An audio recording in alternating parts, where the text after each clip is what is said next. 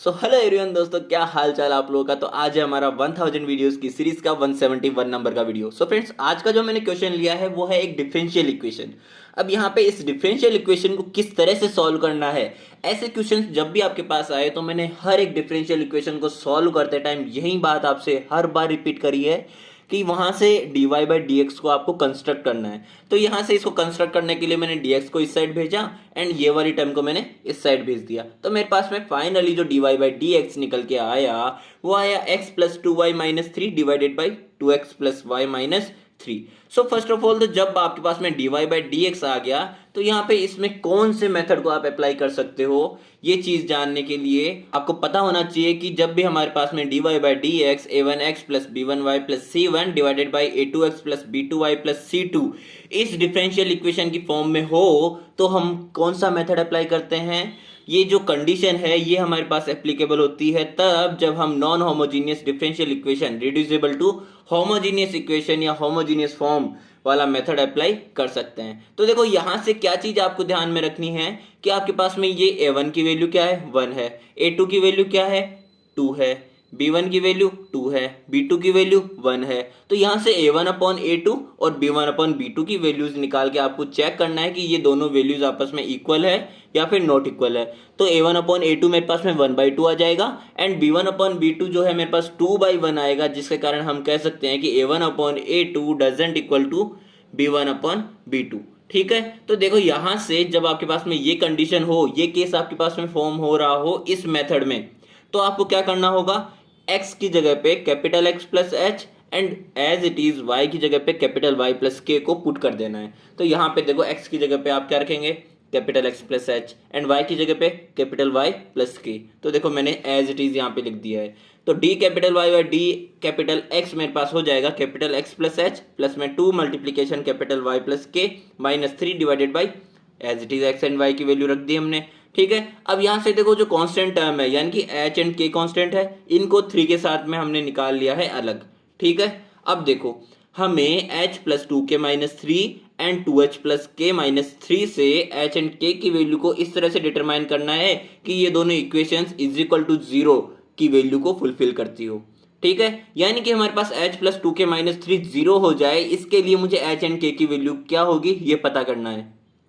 तो यहाँ से h एंड k की वैल्यूज को पता करने के लिए हमें इन दोनों में से किसी भी एक वेरिएबल के कोफिशिएंट को सेम करना पड़ेगा। तो यहाँ पे h का जो मल्टीपल है 1 है, तो इसको मैंने 2 से मल्टीप्लाई करने के लिए पूरी इक्वेशन को 2 से मल्टीप्लाई किया, तो मेरे पास हो जाएगा 2h प्लस फोर के इज इक्वल टू 6 एंड यहाँ पे हो जाएगा 2h प्लस के इज इक्वल टू 3। जहाँ से मैं इस चीज़ को कैंसिल आउट करके मेरे पास में 3 के इज इक्वल टू 3 ले आऊँगा, तो मेरे पास k की वैल्यू क्या आ जाएगी, 1 आ जाएगी। अब k की वैल्यू इनमें से किसी भी आप इक्वेशन में रख दो तो आपके पास में h की वैल्यू आ जाएगी। तो मेरे पास में h प्लस टू के इज इक्वल टू जो 3 था वहाँ पे अगर मैंने k की वैल्यू रखी है तो मेरे पास h की वैल्यू 1 आ गई है। ठीक है, अब h और k की वैल्यू जो मेरे पास आ चुकी है, इनको हमारी डिफरेंशियल इक्वेशन में मैंने जब रखा तो मेरी डिफरेंशियल इक्वेशन कुछ इस तरह से हो गई है, जहाँ से हमारे पास जब मैंने कहा था कि इनकी वैल्यू किसको फुलफिल करनी चाहिए, जीरो को, तो ये जीरो ही तो आएगा।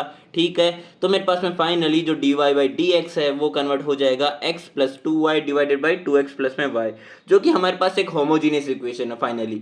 ठीक है, अब जब आपके पास होमोजीनियस इक्वेशन फॉर्म हो जाती है तो आपको होमोजीनियस इक्वेशन मेथड में जो चीज़ें करनी है वही सब चीज़ें यहाँ पे भी करनी है, यानी कि आपको कैपिटल Y को Vx के इक्वल पुट करना है। तो कैपिटल Y की वैल्यू हम जब Vx पुट करेंगे तो हमें केवल कैपिटल Y की वैल्यू पुट करना ही सफिशिएंट नहीं होगा, यहाँ पे कैपिटल Y का विद रेस्पेक्ट टू x भी डिफरेंशिएशन हो रखा है, इस कारण मुझे बहुत साइड्स डिफरेंशिएशन करना पड़ेगा with respect to x। So यहाँ से मेरे पास आ जाएगा d capital Y by d capital x is equal to v plus x d v by d x. ठीक है, इन दोनों में से जब आप देखो v को एज ए कांस्टेंट ट्रीट करेंगे तो x का x के रेस्पेक्ट में तो 1 हो जाएगा एंड एज इट इज जब आप x को एज ए कांस्टेंट ट्रीट करेंगे तो v का हमारे पास में differentiation with respect to x क्या हो जाएगा, dv बाई dx। ओके, तो देखो यहाँ से मेरे पास में आ जाएगा dy बाई डी की value v plus x d v by d x, जिसको मैंने यहाँ पे रख दिया है, और ये y is equal to v x था उसको मैंने ऊपर वाली इक्वेशन में रख दिया है। तो यहाँ से मेरे पास फाइनली जो इक्वेशन बनेगी उसमें देखो न्यूमरेटर एंड डिनोमिनेटर से x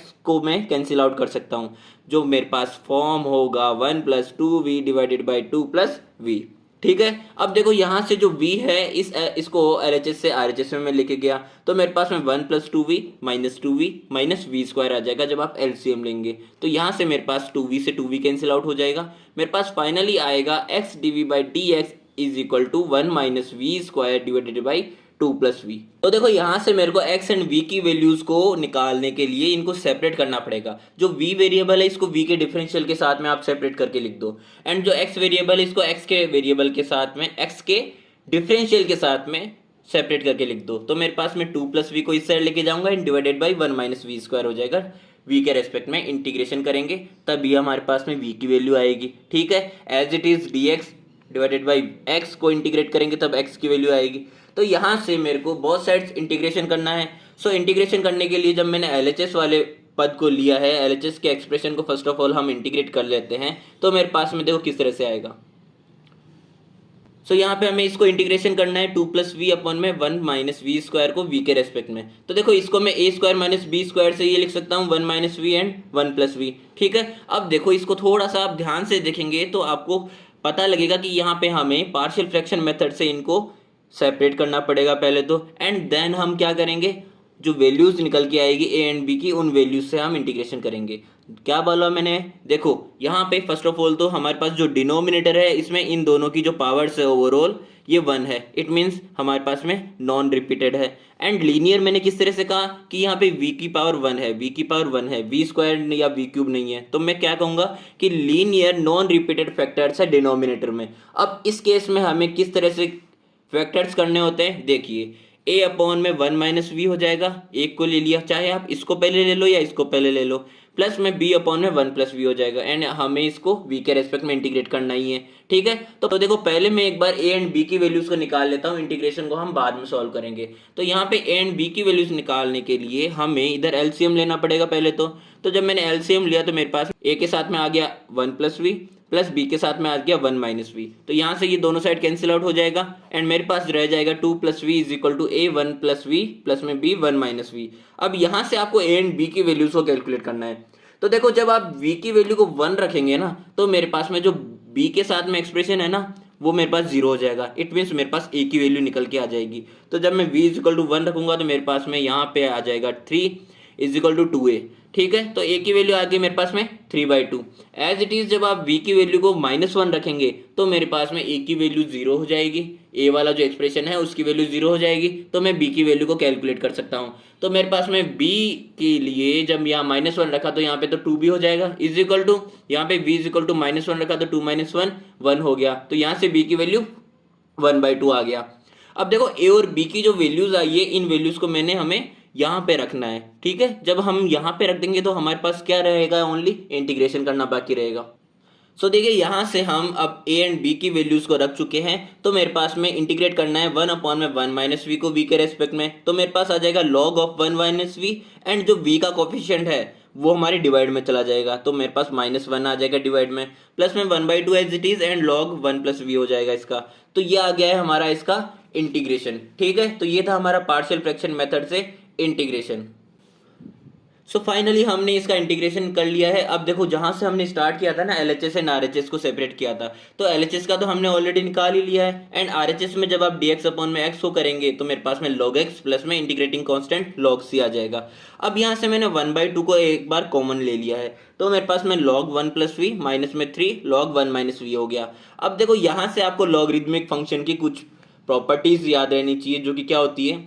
पहले चीज तो देखो यहाँ से मैं पहली प्रॉपर्टी जो आपको बताऊंगा वो होगी प्रोडक्ट रूल। प्रोडक्ट रूल में क्या होता है कि हमारे पास में log base a m n है, तो आपका अगर दोनों का बेस सेम है ना m एंड n का, उनको आप इस तरह से लिख सकते हो, यानी कि log base a m log base e x and log base a n log base e c। तो आप इसको क्या लिख सकते हो, log base e x c, इन दोनों को मल्टीप्लाई करके लिख दिया।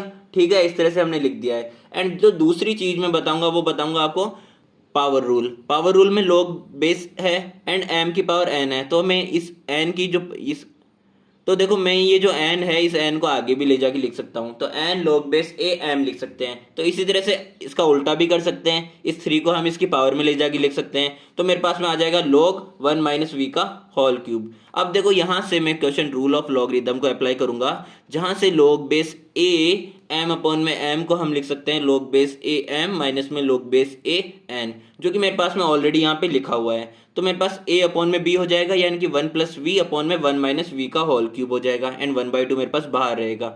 अब देखो ये जो 1/2 है, इस 2 को मैं इस साइड लेके जाऊंगा तो मेरे पास में ये जो 2 है ये मेरे पास इसकी पावर में चला जाएगा, तो मेरे पास में log ऑफ cx का होल स्क्वायर हो जाएगा। अब इन दोनों log को मैं कैंसिल आउट कर सकता हूँ, ठीक है। तो यहाँ से मेरे पास में 1 plus V divided by 1 minus V का whole cube is equal to C X का होल स्क्वायर हो जाएगा। तो फाइनली हमारे पास में ऑलमोस्ट हो ही चुका है सवाल। अब यहाँ से आपको जो भी आपका बकाया था ना इस क्वेश्चन में, जिससे जो जो आपने कंसीडर किया था उनको वो वैल्यूज लौटानी है, ठीक है। तो y is equal to v x आपने इनिशियली कंसीडर किया था होमोजीनियस जब आपका हो गया था इक्वेशन। तो यहाँ पे v is equal to y upon में x थी वैल्यू, तो मैंने v की वैल्यू को यहाँ पे रख दिया है। तो जब आप इसको सिंपलीफाई करेंगे तो मेरे पास x स्क्वायर से x स्क्वायर इधर का कैंसिल आउट हो जाएगा, ठीक है। तो यहाँ से मेरे पास आ जाएगा x plus y is equal to c square x minus y का होल क्यूब। अब यहाँ से इनिशियली आपने क्या किया था, जब नॉन होमोजीनियस थी तो x is equal to capital x plus h रखा था and y is equal to capital y plus k रखा था, ठीक है। जहाँ से h एंड k की वैल्यू मेरे पास 1 एंड 1 आई थी, तो यहाँ से मेरे को कैपिटल x की वैल्यू आ जाएगी x minus 1 and capital y की वैल्यू आ जाएगी स्मॉल y माइनस 1। तो इन वैल्यूज को मैंने ऊपर वाली इक्वेशन में रखा, तो मेरे पास फाइनली जो इक्वेशन फॉर्म होगी ना वो होगी x plus y minus 2 is equal to c square x minus y का होल क्यूब। तो ये सारी चीजें आपको खुद से सॉल्व करके देखनी है। अगर आपको प्रॉब्लम आती है कहीं पे तो यहाँ से हेल्प ले लेनी है, ठीक है। So thank you so much देखने के लिए, मिलते हैं हमारे नेक्स्ट वीडियो में।